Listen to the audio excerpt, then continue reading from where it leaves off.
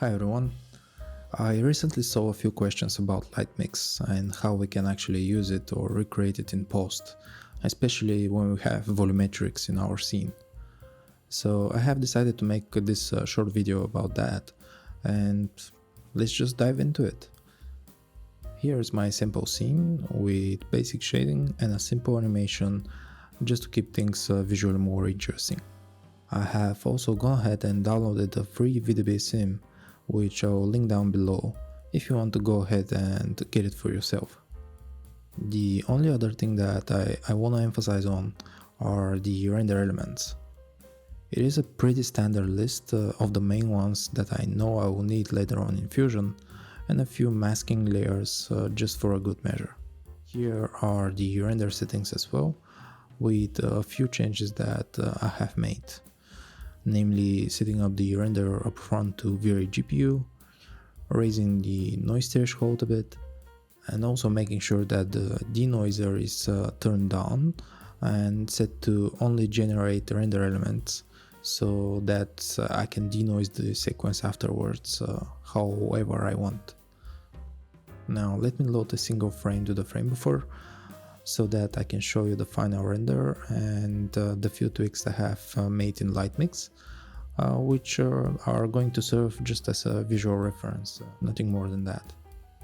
Here's the final image, and if I right click on the one with the Lightmix adjustments, I can load its layers into this one.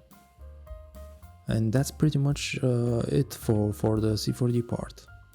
Alright, so let's move on to Resolve and check out the whole sequence and its node setup. Let me find an interesting frame and load the original sequence on the left viewer.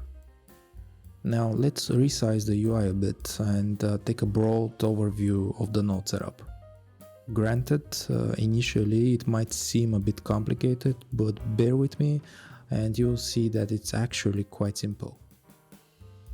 I'm using the loader node to bring the sequence in, and afterwards I'm splitting it to layers using the splitexr script. But you can also do the same manually by mapping the render element you need in the RGB channels in the Format tab.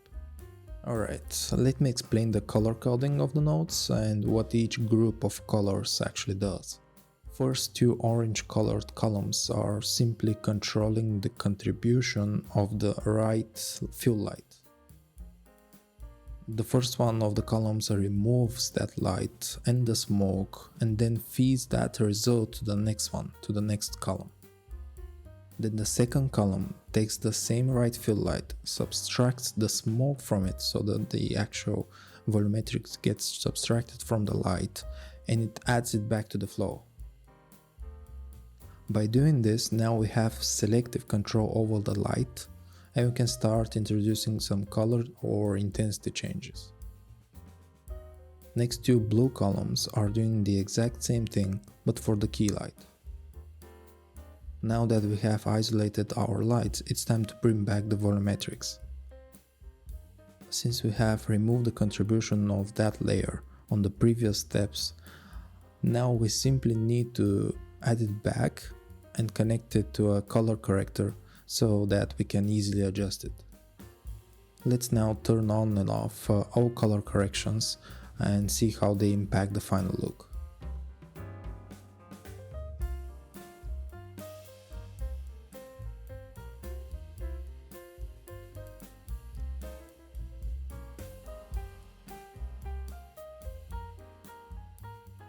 Keep in mind that you could also animate certain settings and make parts of the image pop during the sequence.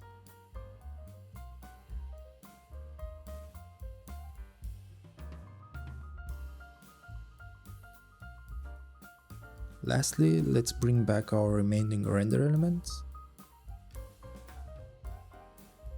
and make sure to have a gamut node just before the media out node, so that we can export the sequence in the color space we need. And this wraps it up.